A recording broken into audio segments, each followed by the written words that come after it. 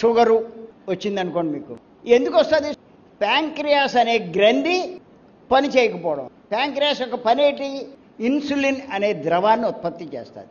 Insulin యొక్క పని ఏంటంటే, మీరు రోజు శరీరంలో ఆహారాల ద్వారా మొత్తం మీద షుగర్ తీసుకుంటూ ఉంటారు. ఆ తీసుకున్న షుగర్ని ఈ ఇన్సులిన్ అనే పదార్థం న్యూట్రలైజ్ చేస్తుంది.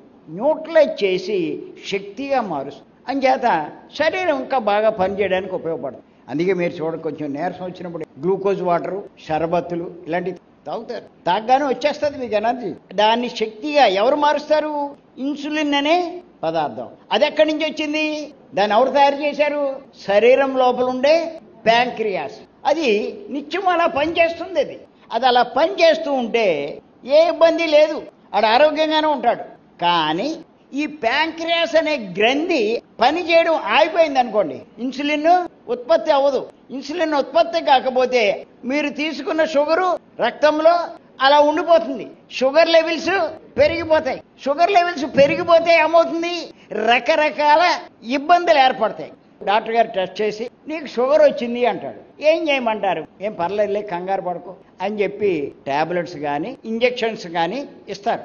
ఏమిటి టాబ్లెట్స్ ఇంజెక్షన్స్ ఏంటి?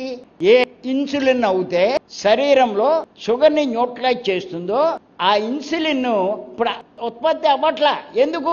ఆ గ్రంథి ఆగిపోయింది, అది అవ్వట్లే. అందుకని ఏం చేస్తున్నారంటే వీళ్ళు బయట నుంచి టాబ్లెట్ల రూపంలో, ఇంజెక్షన్ రూపంలో ఆ ఇన్సులిన్ ఇంజెక్షన్స్, ఆ ఇన్సులిన్ టాబ్లెట్లు ఇస్తున్నారు. ఆ రోజు మీకు ఉన్నటువంటి తీసుకున్న షుగర్ని ఆ ఇచ్చిన టాబ్లెట్లు కానీ ఇంజెక్షన్స్ కానీ న్యూట్రలైజ్ చేస్తాయి. ఏ ఇబ్బంది లేదు ఆ రోజు. కానీ ఒక రోజుకే సరిపోతాయి వాళ్ళు ఇచ్చింది. మన్నాడేసరికి మీరు సరే తగ్గిపోయిందని మానేస్తే ఏమవుతుంది? మళ్ళీ పెరిగిపోతుంది. మళ్ళా చేసుకోవాలి. ఇలాగా ఎప్పటిదాకా? చచ్చేదాకా. మీరేమనుకుంటారు? డాక్టర్ గారు ఇంజక్షన్ చేశారు, టాబ్లెట్లు ఇచ్చారు, తగ్గిపోద్ది అనుకుంటారు. మీరు చావాలి, కానీ అది మటుకు తగ్గదు. ఆయన తగ్గడానికి ఇవ్వలే, తాత్కాలికంగా ఉపశమనం కలగడానికి ఇచ్చాడు అంతే తప్ప, అదుపు చేశాడు అంతే తప్ప నివారణకి ఇవ్వలేదు. ఆ జబ్బు ఎలా పోతుంది? అది ఎందుకు వచ్చింది? ప్యాంక్రియాస్ అనే గ్రంథి ఆగిపోవడం వల్ల వచ్చింది. ఇప్పుడు ఆ జబ్బు పోవాలంటే మళ్ళా ప్యాంక్రియాస్ పనిచేయాలి. ఇప్పుడు దాకా ఎందుకు పనిచేసింది? ఇప్పుడు ఎందుకు ఆగిపోయింది?